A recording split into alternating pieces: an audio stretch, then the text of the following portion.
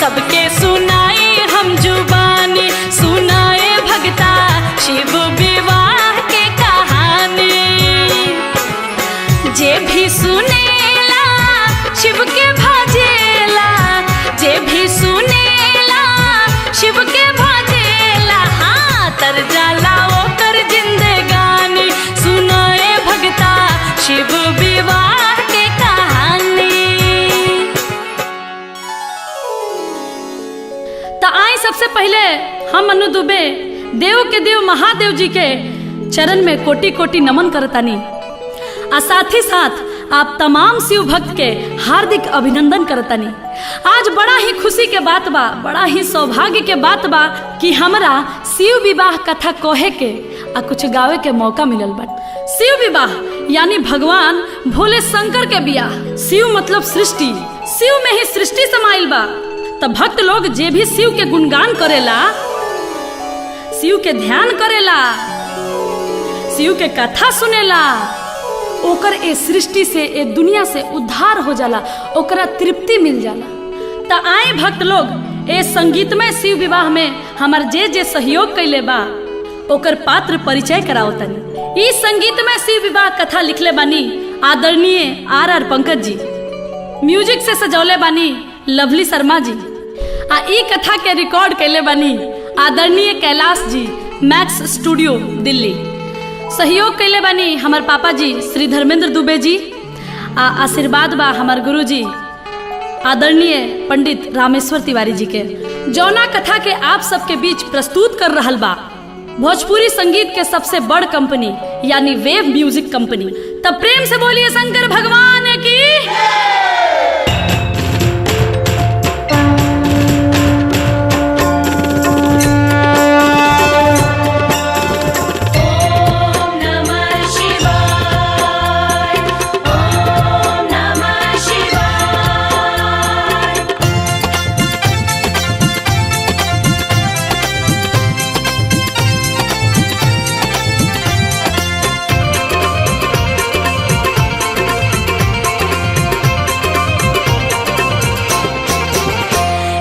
छोटी सी लड़की पार्वती शिव शंकर पूजा करती थी। एक छोटी सी लड़की पार्वती शिव शंकर पूजा करती थी। एक छोटी सी लड़की पार्वती शिव शंकर पूजा करती थी। एक छोटी सी लड़की पार्वती शिव शंकर पूजा करती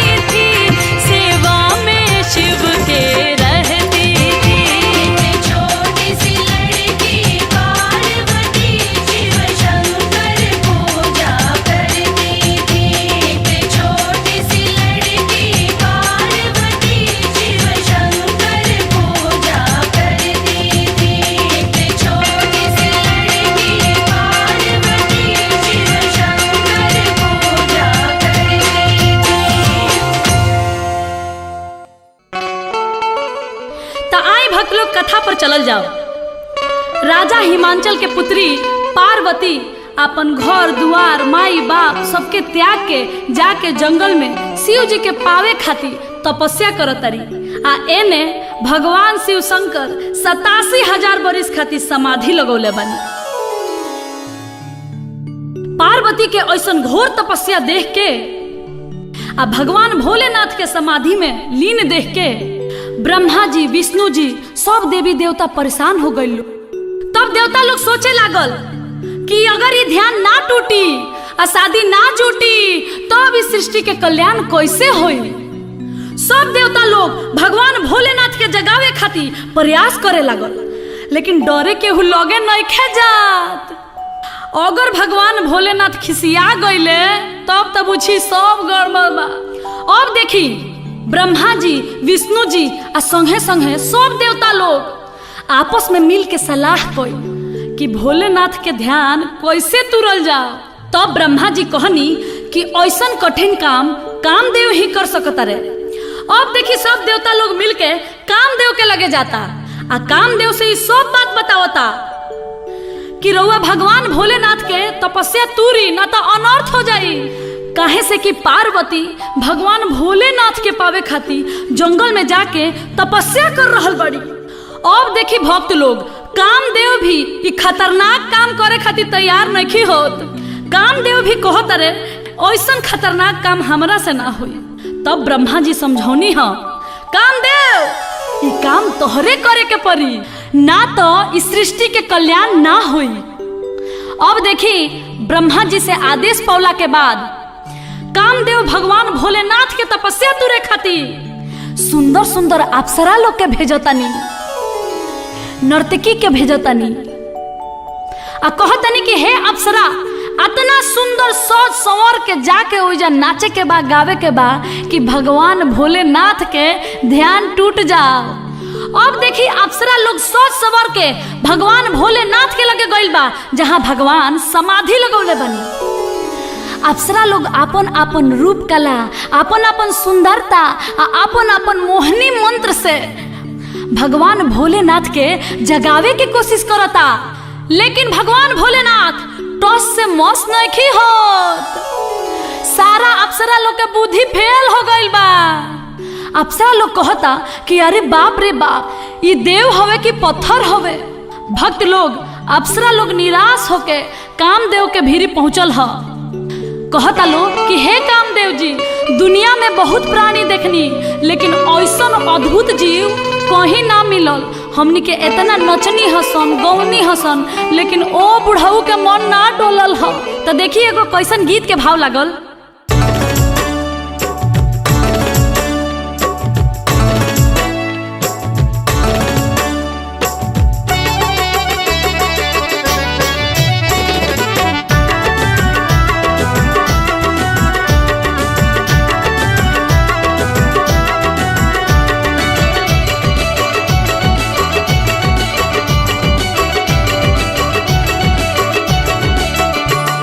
जगाए हारी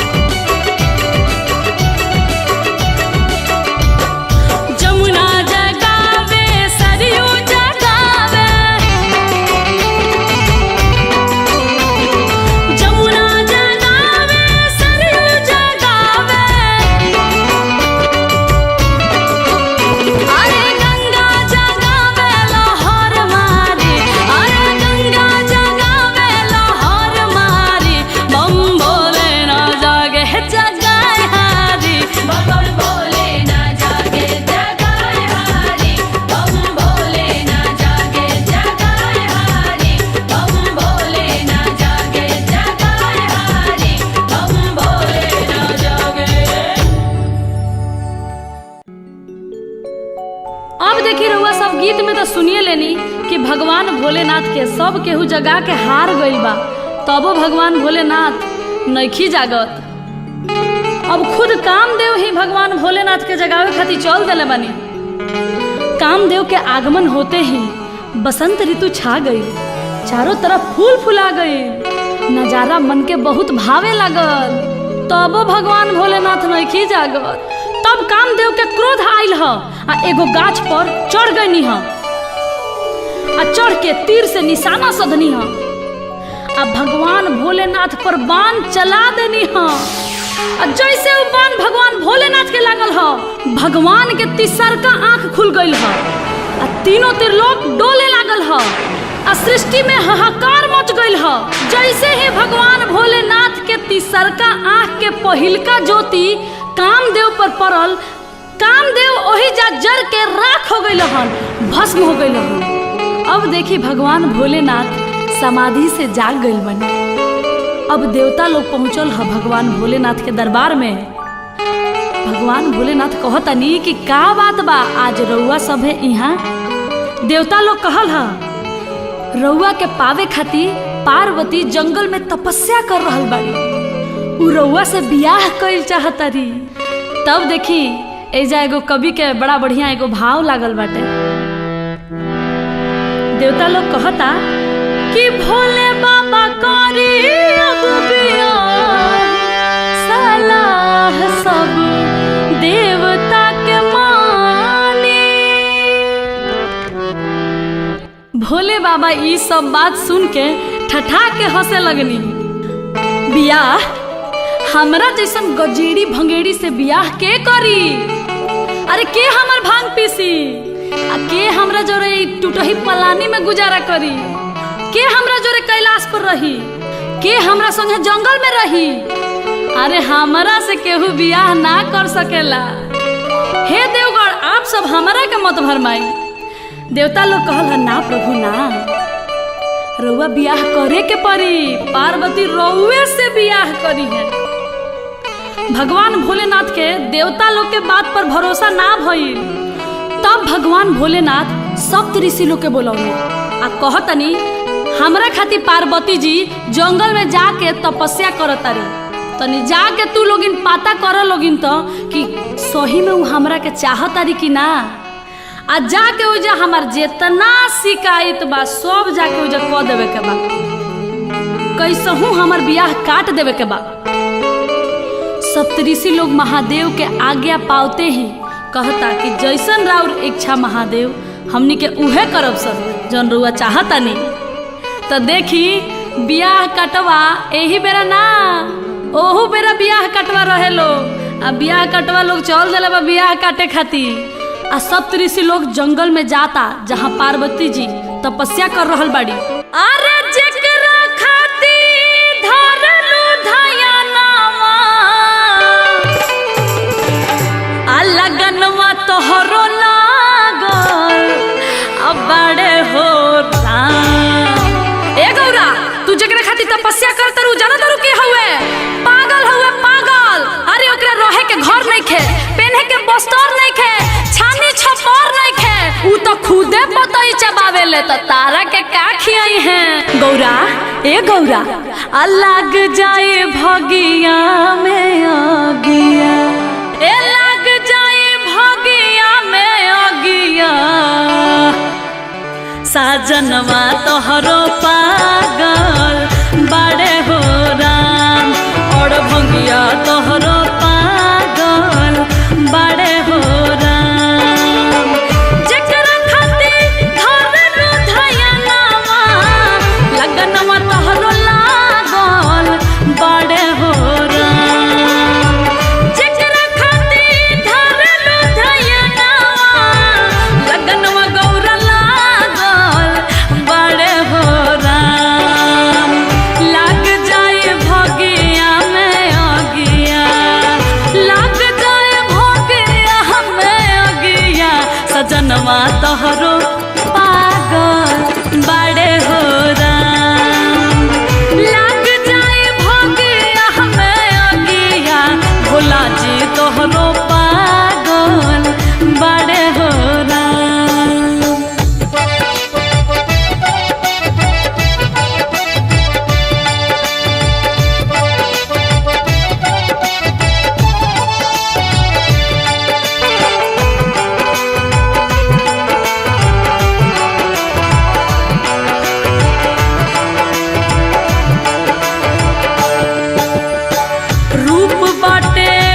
कुछ करिया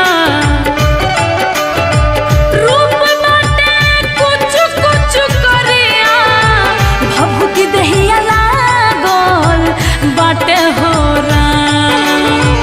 रूप बाटे कुछ कुछ करिया भभूति दहिया लागल बाटे हो तीन तीन को पड़ुए नया नवा तीन तीन को पड़ुए नया नवा सजनवा तोहरो पागल बाड़े हो राम और भंगिया तोहरो पागल बाड़े हो राम।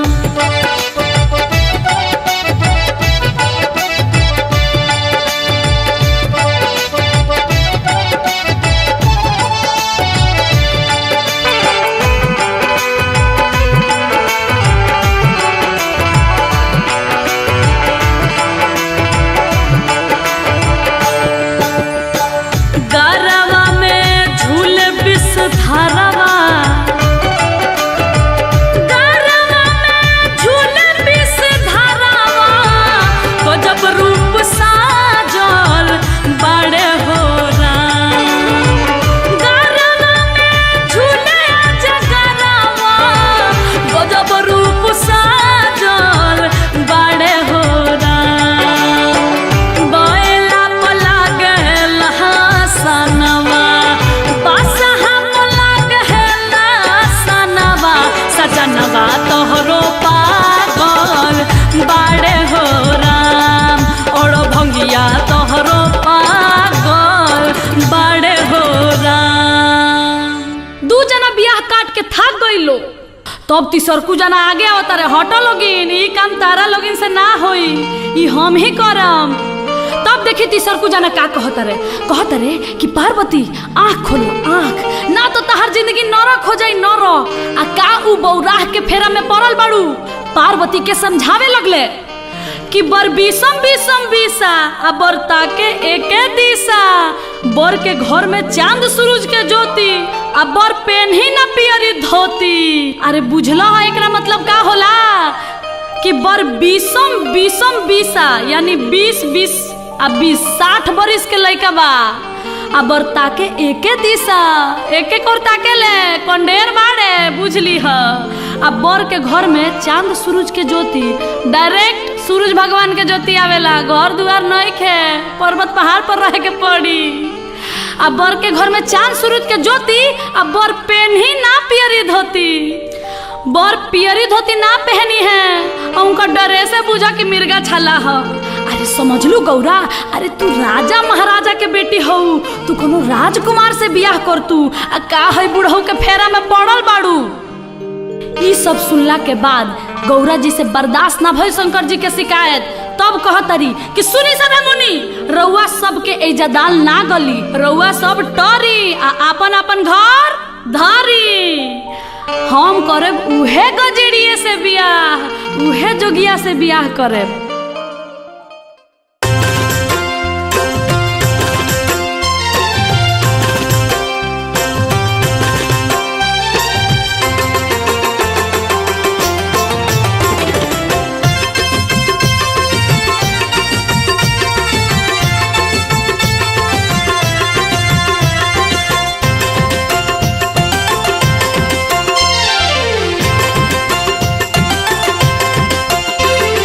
जोगी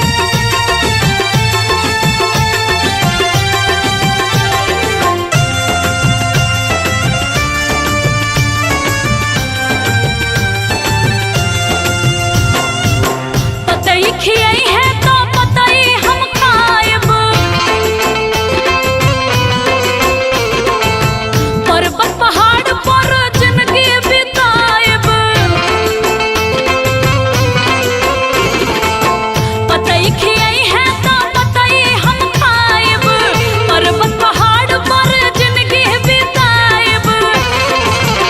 नाही मानब हो ए नाही मानब हो, नाही मानब हम केहू के सलाह, केहू उनके बौरा जन कहे शिव जोगिया से करब बियाह, केहू उनके बौरा जन कहे और भंगिया से करब बियाह, केहू उनके बौरा जन कहे।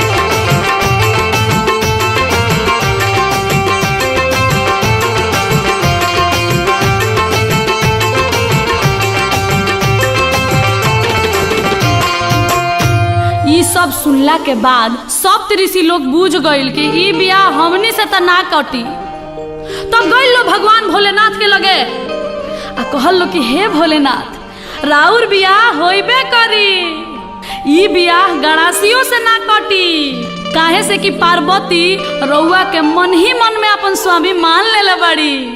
तब भगवान भोलेनाथ कही आए ऐसा बात है तब मुझे स्वयं परीक्षा लेना पड़ेगा। अब देखी भगवान की लीला, भगवान स्वयं परीक्षा लेवे खातिर चल देले बानी आ देखी कैसन भेष बनले बानी। आय रे दादा कितना निमन लागता। देखी देखी आज जोगी के भेष दा के भगवान भोलेनाथ पार्वती जी के परीक्षा लेवे खातिर स्वयं जंगल में चल देले बानी। आई जगो गीत के भाव बा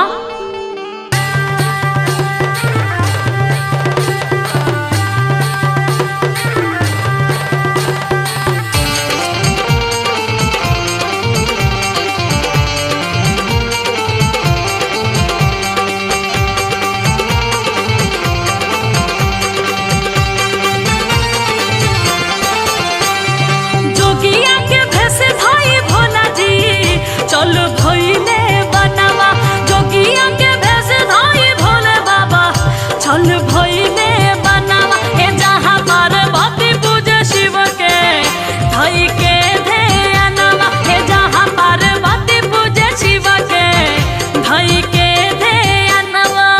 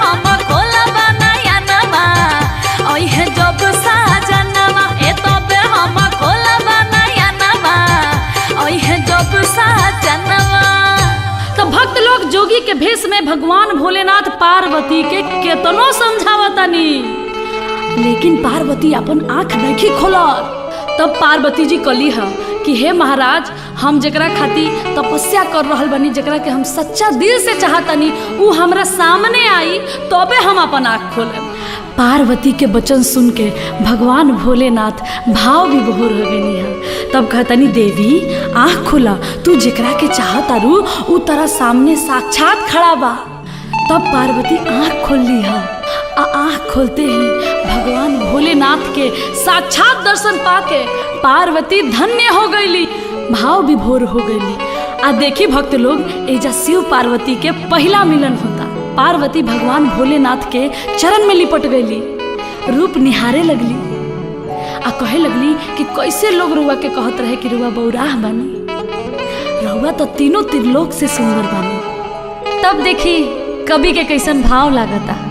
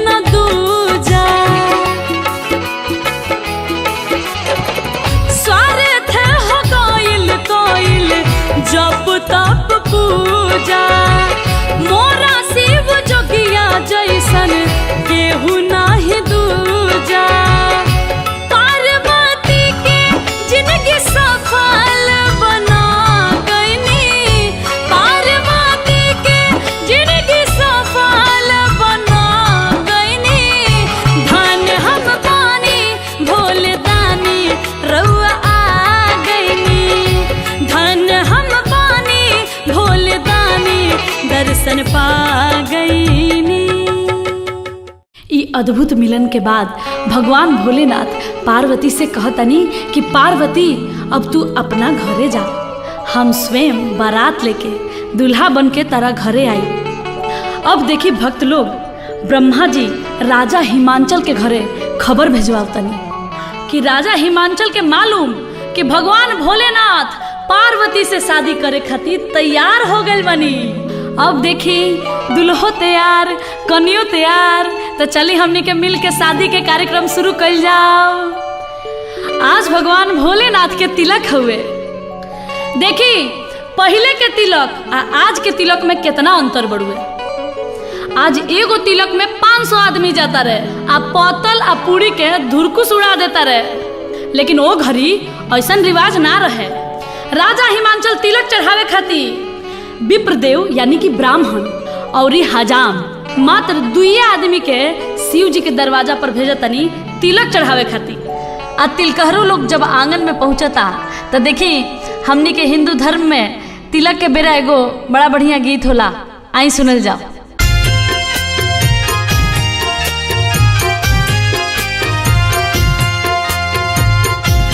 देखी भगवान भोलेनाथ के तिलक चढ़ रहल बा, मंगल गीत गूंज रहल बा।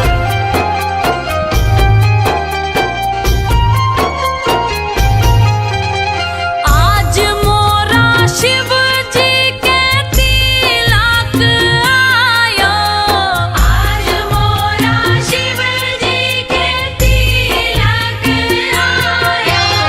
पर्वत पर बाजेला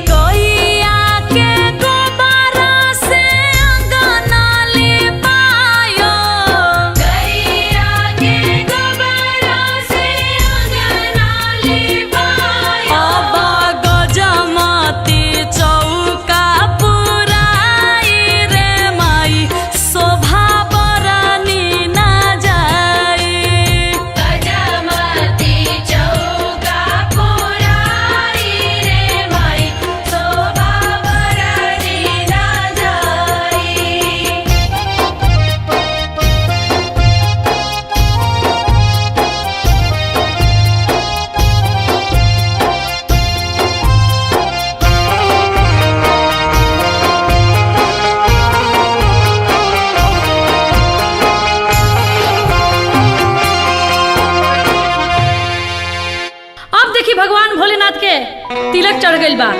आ तिलक चढ़ला के बाद हमने की यहाँ धान हल्दी बटाला।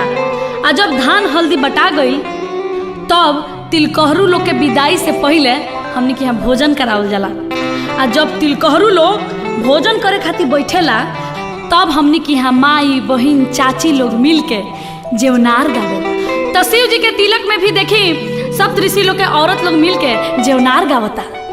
उ कैसे सखी गावा गावा गीत गावा लो।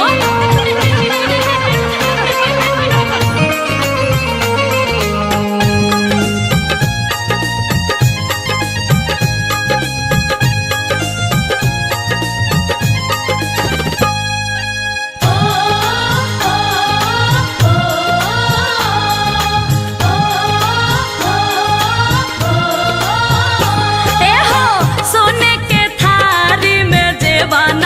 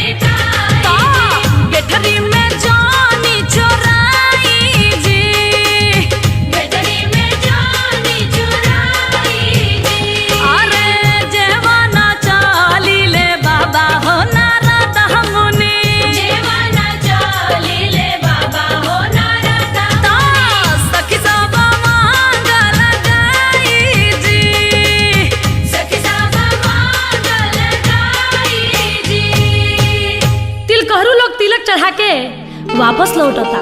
पार्वती के माई मैना रानी नारद बाबा से पूछली हो कि ए नारद बाबा बोर कैसन बा आ बोर के घर कैसन बा।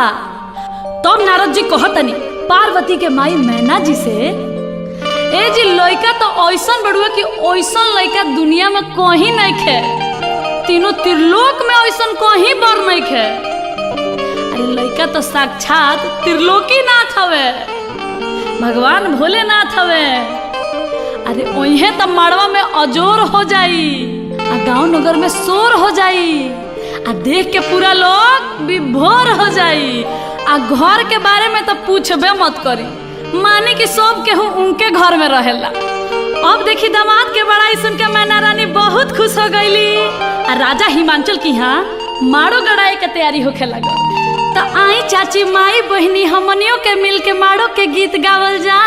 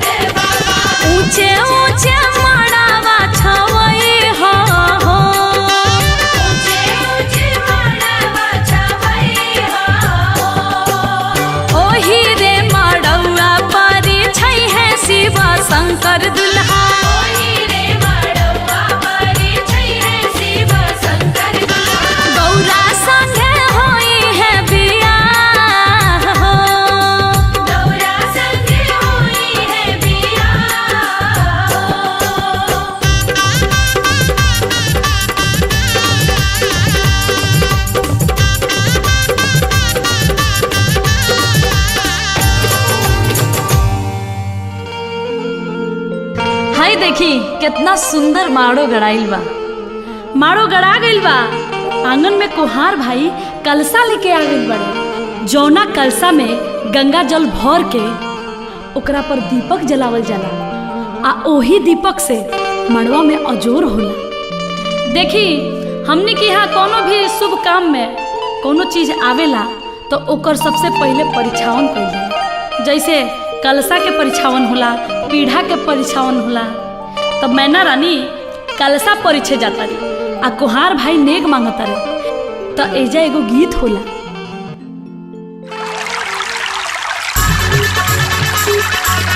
ए चाची नेग निकाली नेग।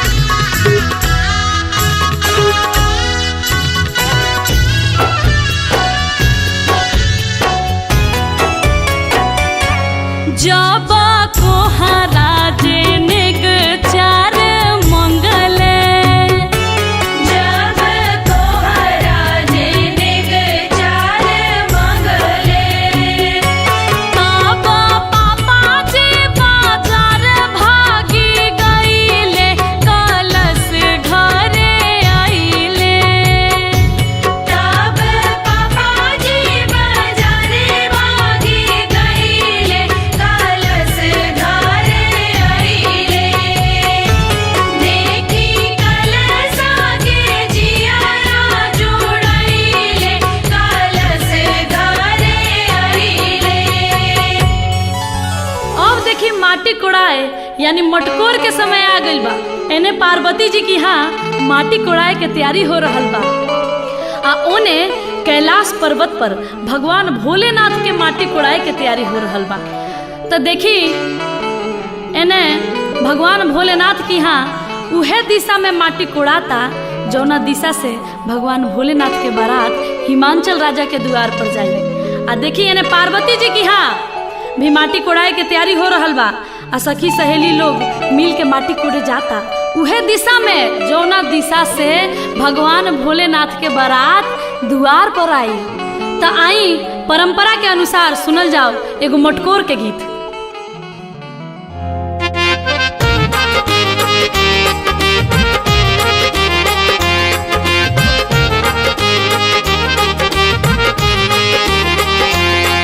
बजाओ भैया चमरा बजाओ सहनाई कहवा के पियर माटी कहाँ के कुदार है कहवा के पियर माटी कहाँ के कुदार है कहवा के साथ सुहागिन मट कोड़े जास है कहवा के साथ सुहागिन मटकोड़े जास है गंगा जी के पियर माटी सोन के कुदार है गंगा जी के पियर माटी सोन के कुदार है देवलोक के साथ सुहागिन मट कोड़े जास है देवलोक के साथ सुहागिन मटकोड़े जास है देवलोक के साथ सुहागिन मटकोड़े जास है देवलोक के साथ सुहागिन मटकोड़े जास है देवलोक के साथ सुहागिन। अब देखी दोनों ओर के माटी कोड़ा गइल बा आ अब हरदी चढ़ावे के बेरा आ गइल। तो देखी भक्त लोग एजा एगो बड़ा महत्वपूर्ण बात बा।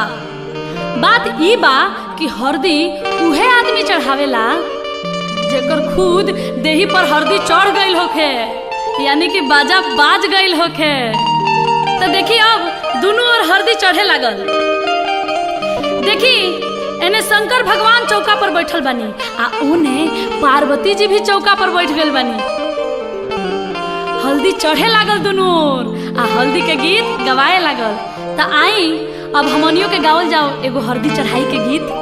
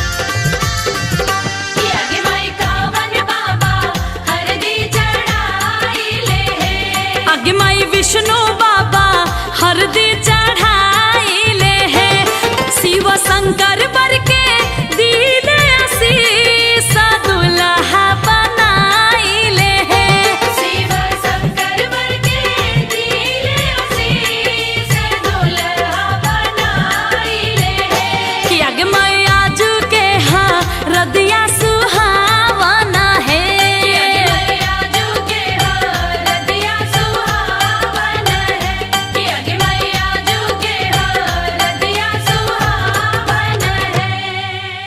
अब देखी भगवान भोलेनाथ के हरदी चढ़ते ही चेहरा पर निखार आ गई सांवर दुल्हा गोर लागे लगले भगवान भोलेनाथ के चेहरा पर मुस्कान खिले लागल। ये दृश्य देख के सब देवी देवता मने मन बहुत खुश होता रहे। आज भगवान भोलेनाथ के बारात जाए आला बा आ बारात जाए से पहले दुल्हा के नहवावन होला तो देखी भगवान भोलेनाथ के भी नहवावन हो रहल बा। तो हमनी के यहाँ नहवावन पर एगो बड़ा नीमन गीत गावल जाला। तो आई सुनल जाओ एगो गीत। आगे माई बड़े बड़े बूंदावा परेला गाना आगे माई भोला भंगिया नहाले आंगना आगे माई आई छेलिया वाइन जवाइन कवना माना उनकर नजरी उतारेली सात सोहागिन ना। अब देखी भगवान भोलेनाथ ससुरारी जाए खातिर तैयार होके लगनी सजे लगनी। कैसे श्रृंगार करतनी भगवान भोलेनाथ गंगा का पार पर यानी कि जटा में गंगा चंदा लीलार पर यानी कि लीलार पर चंद्रमा सजले बनी कान में कुंडल के जगह बिच्छी झूलतिया आ गर्दन में सांप के माला देही में भभूत रमौले बानी एक हाथ में त्रिशूल आ दोसर का हाथ में डमरू लेले बानी आ बोर के पोशाक ना देखी कमर में मिर्ग छाला लपेटले बानी। भोलेनाथ सज धज के अब चौका पर नहछो खाती बैठतानी। तो देखी एगो गीत कैसे बा। नोहा काटू नौआ रे अंगूरी जानी कटी है रे बढ़िया से नोहा नाही कटबे जे तोरा नेग नहीं मिली है रे। अब देखी भगवान भोलेनाथ के वही चौका पर चुमावन भइल ह।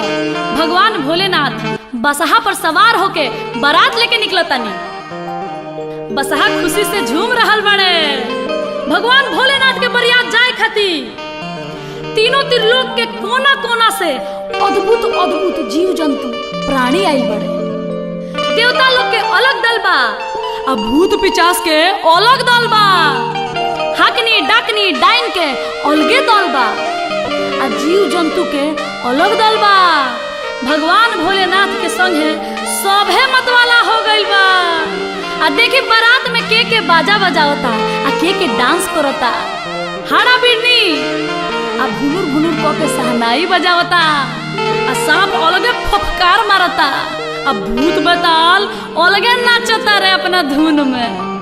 आ कोनो के गोड़ बा तो हई देखी कोनो के मुड़िए नइखे आ कोनो के भर देही गोड़े बा कोनो के एको गो आँख नइखे आ तो कोनो के भर देही बुझी की आँखे बा। अब भगवान भोलेनाथ के बारात जौना रास्ता से जाता बुझी की रास्ता क्लियर बा एको गो ट्रैफिक नइखे मिला। हई ना देखी जौना रास्ता से ये बारात जाता वो रास्ता के लोग अपना घर में लुका जाता। दादा रे दादा आज जान बाची की ना। ये बारात के रास्ता में जौन भी मेहरारू लड़की देखतारी उ कहतारी कि हे भगवान कौन बाछी के करम फूटल है ई बारात के करा यहाँ जाई ई दुल्हा के कर हूँ। तो देखी भगवान भोलेनाथ के बारात कैसे गावत बजावत जाता आ लोग देख के का कहता।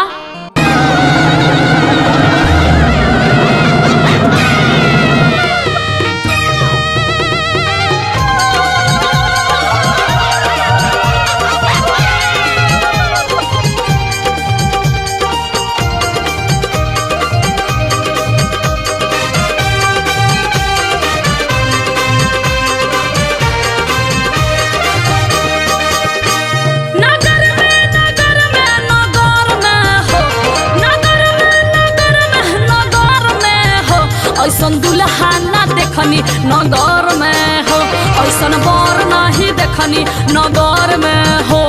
नगर में नगर में नगर में हो, नगर में नगर में नगर में हो, ऐसन बर नहीं देखनी नगर में हो, ऐसन दुल्हा न देखनी नगर में हो।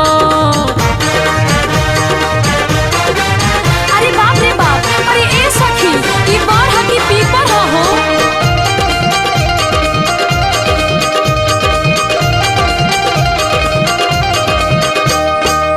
भूत बैताल संगे दुल्हा भी नाचे, केहू भी नाच केहू के भर दही आके। अरे ए सखी कौन पक्षी के भाग फूटल बा। भूत बैताल संगे दुल्हा भी नाचे, केहू भी नाच केहू के भर दही आके। देखी नर नारी लुका गइले घर में नगर में हो, ऐसन दुल्हा ना अइले नगर में हो, ऐसन बर नहीं अइले नगर में।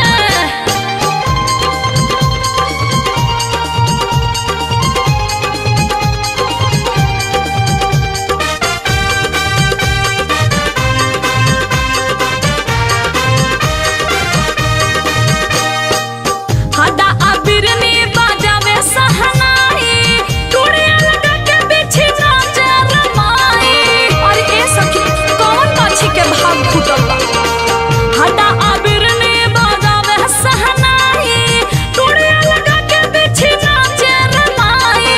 झूले जगरवा हो बरवा के घर में नगर में हो, ऐसन दुल्हा ना देखनी नगर में हो, ऐसन बर नहीं देखनी नगर में हो। देखिए गावत बजावत ये अलबेला दुल्हा के अद्भुत बारात राजा हिमांचल के नगरी में प्रवेश करता। एने राजा हिमांचल जी बारात के स्वागत के तैयारी कर रहल बानी। दुआरे बारात लागे के तैयारी हो रहल बा। पार्वती जी के सखी सहेली लोग बारात के स्वागत में गीत गावता।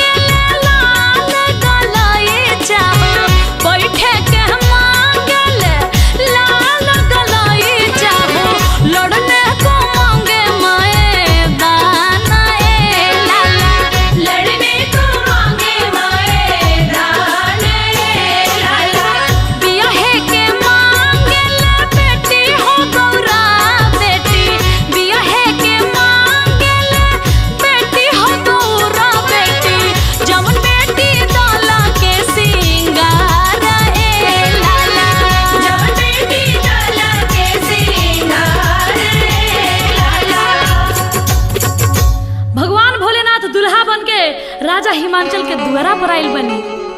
ऋषि मुनि पुरोहित लोग द्वार पूजा करावता। ओम मंगलम भगवान विष्णु मंगलम गरुड़ध्वजा मंगलम पुंडरीकाक्ष मंगलाय तनोहरि। द्वार पूजा हो रहल बाटे, पंडित जी मंत्र पढ़तनी। आ देखिए ना माई बहन लोग कैसन एगो सुंदर गीत गावता।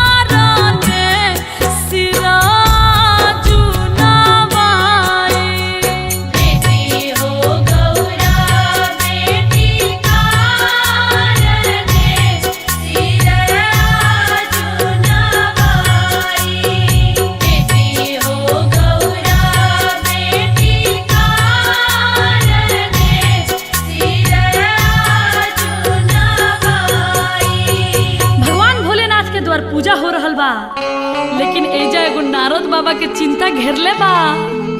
चिंता ऊ बा कि मैना रानी से दुल्हा के खूब बड़ाई कइले बड़े, आ उहे दुल्हा अपन बियाह करे खातिर असली भेष में आइल बा।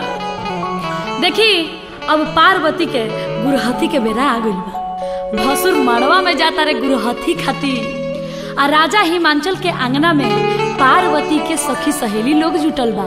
तो देखी वही में एगो सखी कहता रे, ए सखी ई भसुर ऐसन बा तो दुल्हा कैसन होई?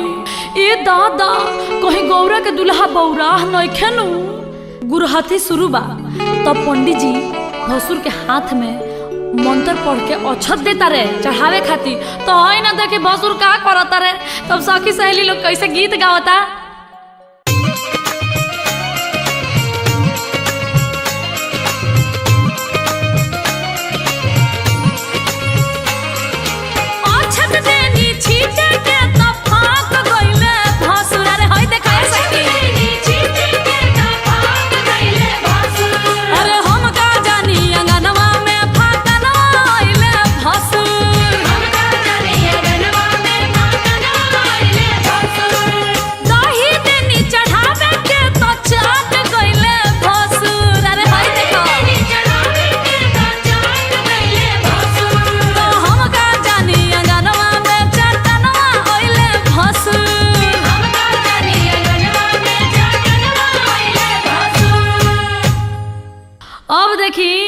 जौना बेरा के इंतजार रलो उहे बेरा आ गइल बा।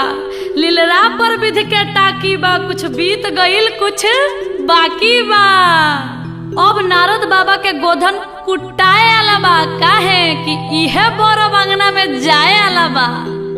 एने देखी मैना रानी अपन दामाद देखे खातिर बेसब्री से इंतजार कर रहल बाड़ी।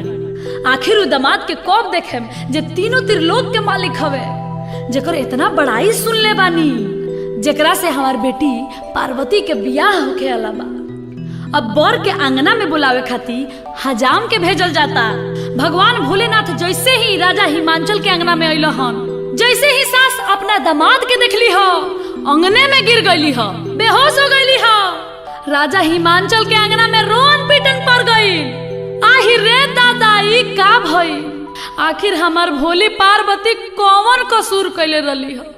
और देखी नारद भगवान के सब केहू खोजे लागल ह, सब केहू उनका के कोसे लागल ह, गाड़ी देवे लागल ह। का ए नारद ई अबोध बेटी तहर का बिगड़ले रही ह? आखिर कौना जन्म के बदला सधौला ह कि हमार पार्वती खातिर ऐसन दुल्हा खोज के लिए ह, ऐसन भिखारी के खोज के लिए ह। तब तक नारद बाबा नारायण नारायण करत आंगना में पहुंचतानी।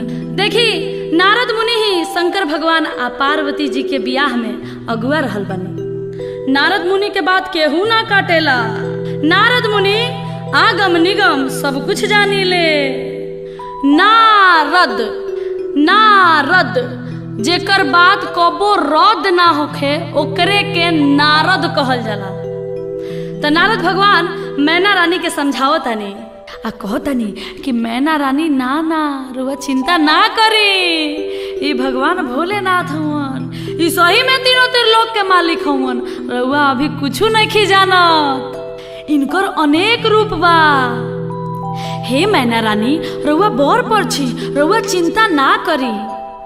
लेकिन मैना रानी तैयार नहीं हो, कहतरी ना ए दादा ना, ऐसन बौरा बर से हम अपन गौरा के बियाह ना करे। देखिए जा एगो कैसन भाव लागता मैना रानी के कि आगे माई गौरी ऐसन ज्ञानी बेटी के बरवा मिलल बौरा। ए माई बरवा मिलल बौरा।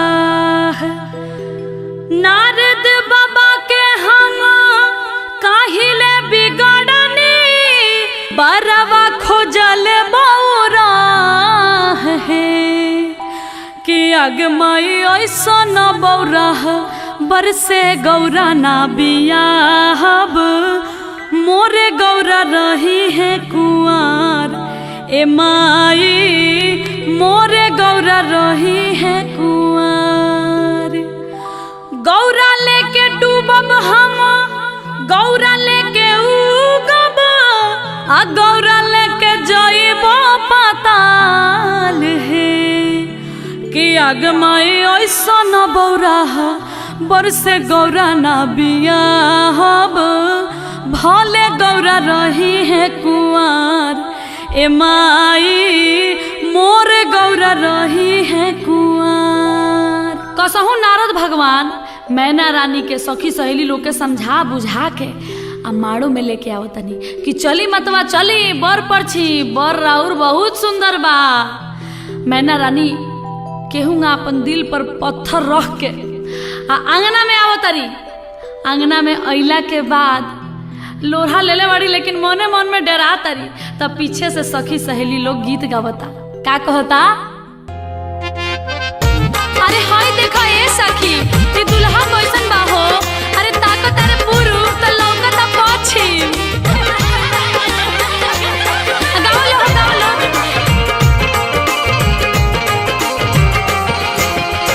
चलनी के चालल दुल्हा सुप के फटकारल है। चलनी के चालल दुल्हा सुप के फटकारल है। दिया का के लागल बर अंगना बाजा बाजल है। दिया का के लागल बर अंगना बाजा बाजल है। सासू के आँखिया में लगल मधुमक्खिया है। सासू के आँखिया में लगल मधुमक्खिया है। कैसे में मोरी छपदा मदला बेलवा है। कैसे में परी छबदा मदल बेलवा है। कैसे में परी छबदा। आंगन में बर परिछा गइल बड़े। अब बर परिछैला के बाद अब पार्वती के मंडप में बुलावल जाता। तो देखिए एगो एजा गीत होला उ गीत ऐसन होला कि सुनते ही हर बाप के करेज फटे लगेला जे बेटी के इतना छोट से पढ़ा लिखा के पोस पाल के सयान कइले बा उ बेटी आज पराया होके जा रहल बाड़ी।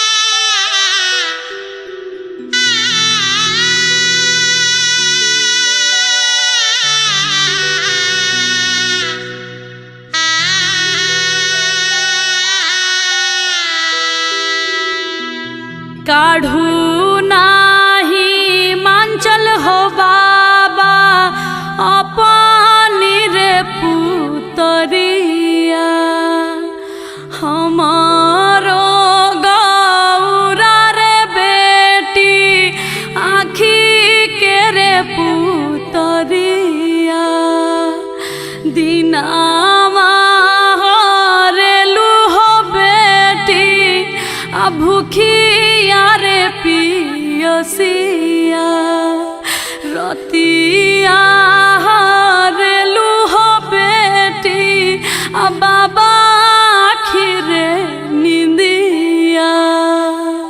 पार्वती के मंडप में बुलावल जाता। कन्यादान और उस शादी के कार्यक्रम अब आगे बढ़ावल जाता। मंडप में एक तरफ शंकर भगवान बैठल बानी बीच में कलसा बा आ दूसरा तरफ पार्वती जी बैठल बानी। तब पार्वती जी मने मन शंकर भगवान से निहोरा करतनी कि हे शंकर भगवान हे भोलेनाथ रउआ तीनों त्रिलोक के मालिक हई। रउआ इतना सुंदर तीनों त्रिलोक में केहू नहीं खे तब राउर शिकायत हमरा यहाँ होता हमरा तनको नीमन नहीं खे लागे। प्रभु कुछ विचार करी आपन भेष के बदली। पार्वती जी मने मने मुस्का के देखी का कहतरी कि कलसा के ओटे ओटे बोलेली गौरा दई आ राखी स्वामी लजिया हमार है आ तनिया सा रूपवा बदलती महादेव नैहर के लोग पतियाए हे स्वामी नैहर के लोग पतियाए। अब देखी कैसे चमत्कार होता कि अतने में रूपवा बदलनी महादेव चांदनियन चमके लीलार ए माई दुल्हा सुंदर सुकुमार। देखी पार्वती जी के विनती सुनते ही भगवान शिव शंकर भोलेनाथ अपन रूप बदल दिले बानी। आ रूप बदलला के बाद वहाँ ऐसा सुंदर दुल्हा तीनों त्रिलोक में कहीं नहीं खे। आ देखी मड़वा अजोर हो गई बाटे। भगवान भोलेनाथ आ पार्वती जी के ये अद्भुत जोड़ी देख के कलसा भी मने मन मुस्काता।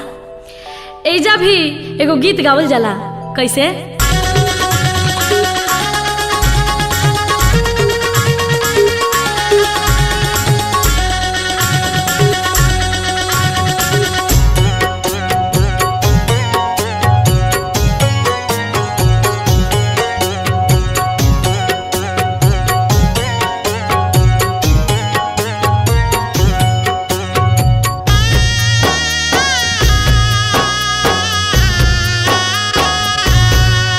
देखी हंसला कलसवा तका देखी चौमुख है। देखी हंसला कलसवा तका देखी चौमुख है। आहे का देखी हंसिले महादेव मने मुस्काई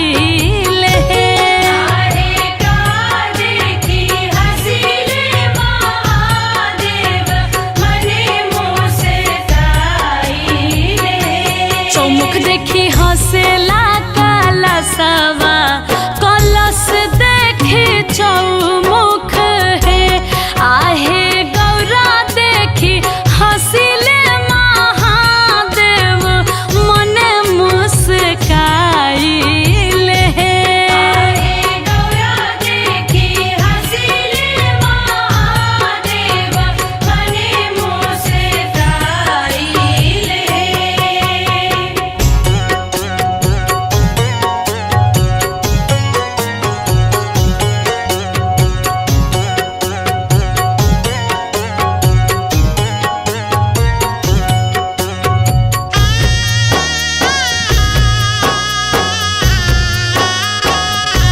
नाची आइले नाची जाइले डमरू बजाइले नाची आइले नाची जाइले डमरू बजाइले।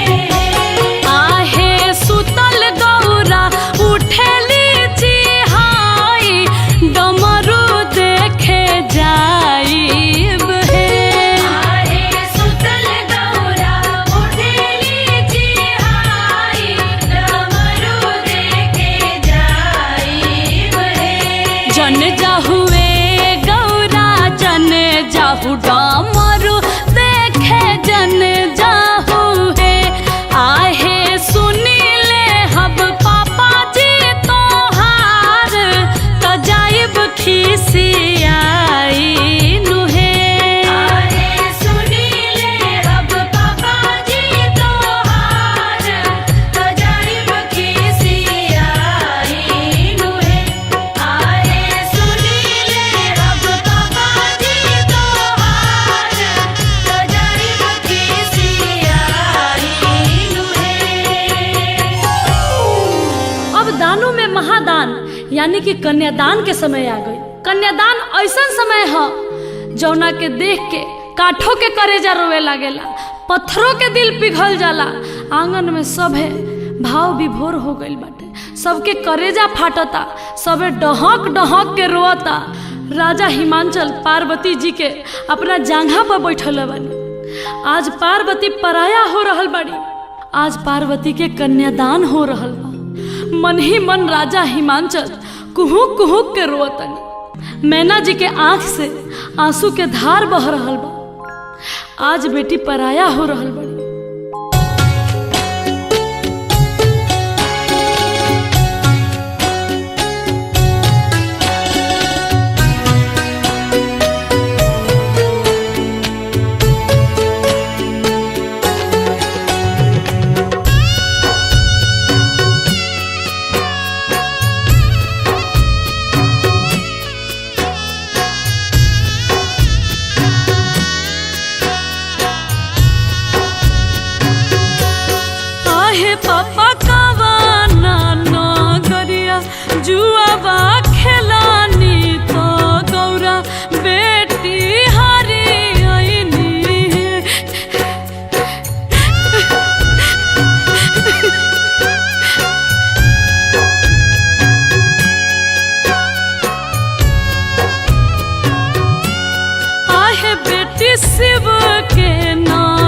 पिया जुआवा खेलानी तो तोहरा के हरियनी है।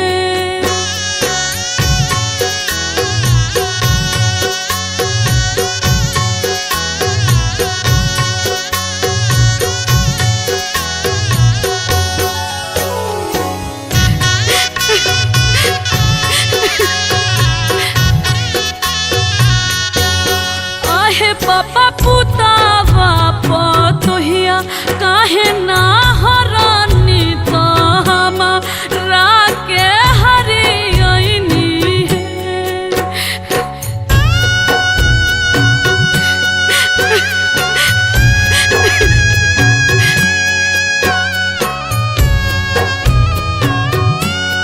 आहे बेटी पुतावा पतोहिया घर के लक्ष्मी तो तू बेटी पाराया बाड़ू हो।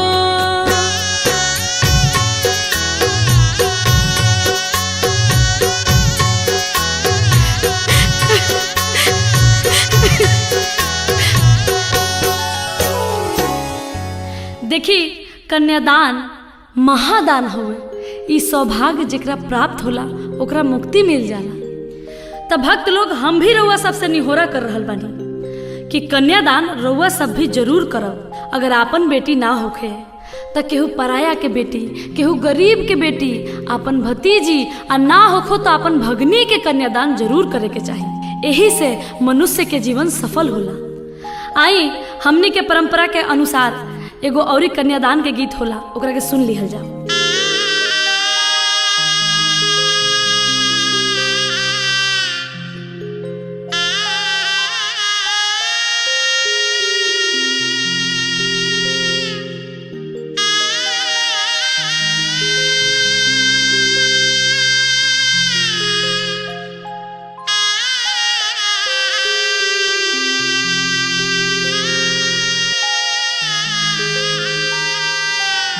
कोठावा ऊपरा बाबा मोरवा रे बोलुए मोरवा बोलिया सुहावन हो लगुए मोरवा बोलिया सुहावन हो लगुए।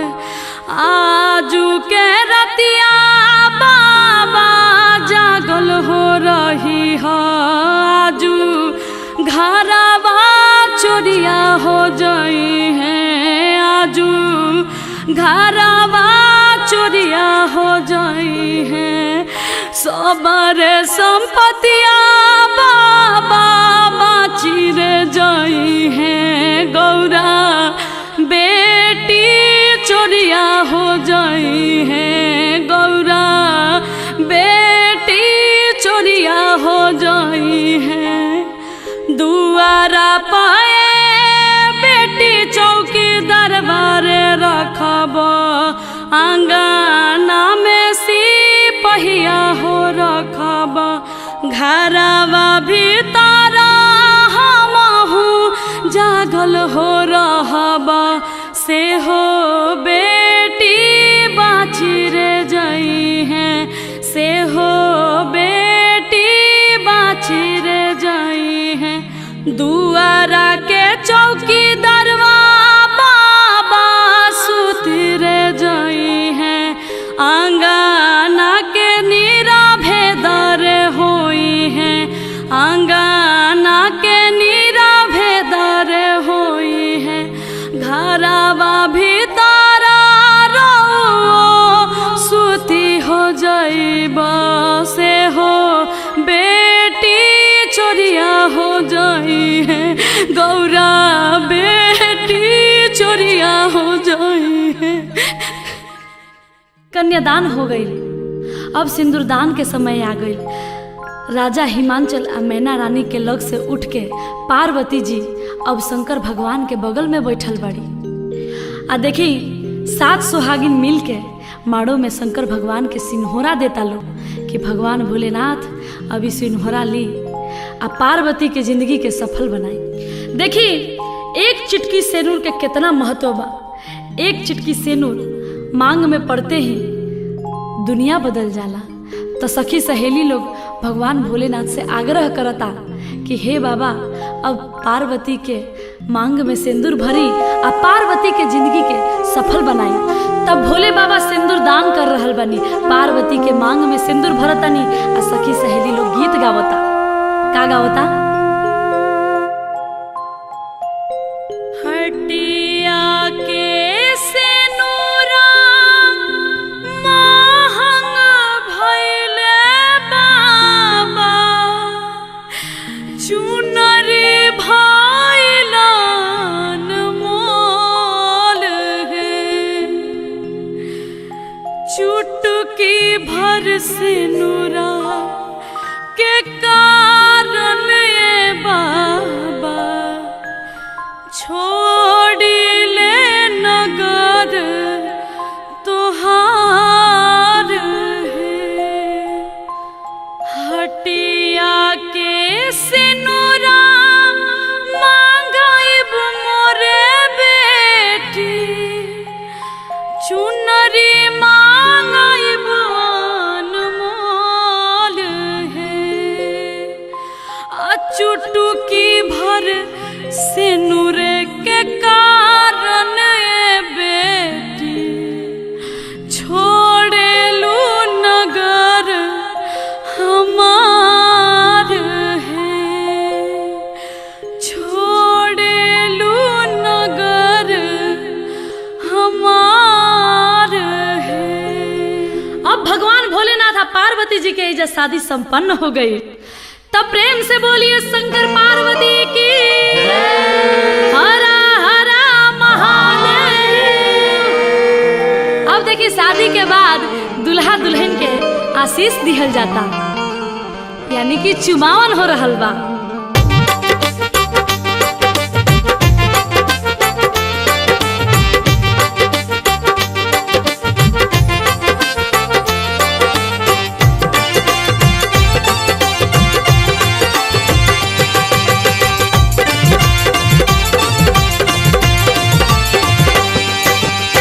हरियारा दुभिया जुरी भारा चाउर शिवा शंकर हरि, हरियारा दुभिया जुरी भारा चाउर शिवा शंकर हरि, चुम चुम चुमावेली अम्मा सोहागिन शिवा शंकर हरि, चुम चुम चुमावेली अम्मा सोहागिन शिवा शंकर हरि, अम्मा चुमावेली देली आशीष शिवा शंकर हरि, जिया सा दुल्हा दुल्हन लाखों बरिस शिवा शंकर हरि, जिया से दुल्हा दुल्हन लाखों बरिस शिवा शंकर हरि, जिया से दुल्हा दुल्हन लाखों बरिस शिवा शंकर हरि। भगवान भोलेनाथ पार्वती के संग कोहबर में जातनी, कुल देवी देवता से आशीर्वाद लेतनी। अब भगवान भोलेनाथ के संग है पार्वती नैहर नगरी छोड़ के ससुराल जा रहल बड़ी।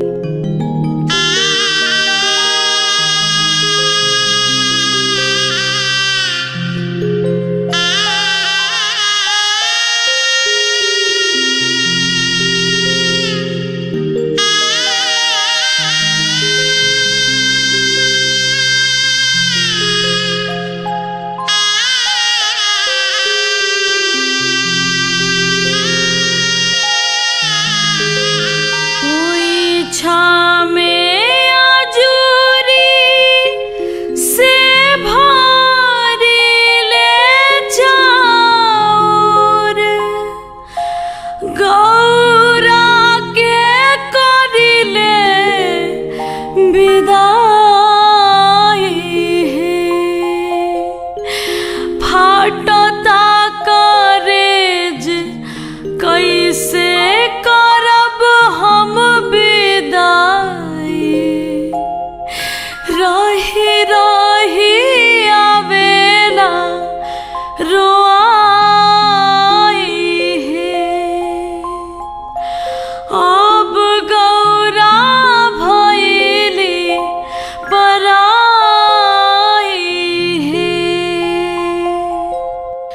चली शिव भक्त लोग शिव जी के बियाह संपन्न भइल। अगर ई कथा में हमरा से कोनो गलती हो गई हुई तो अपना अनु दुबे के अबोध बालिका समझ के, अपन घर के बेटी समझ के माफ करब। हमार आगे भी कोशिश रही कि ऐसा बढ़िया बढ़िया कथा कहानी लेके रउआ सबके बीच में आई। तो बोलिए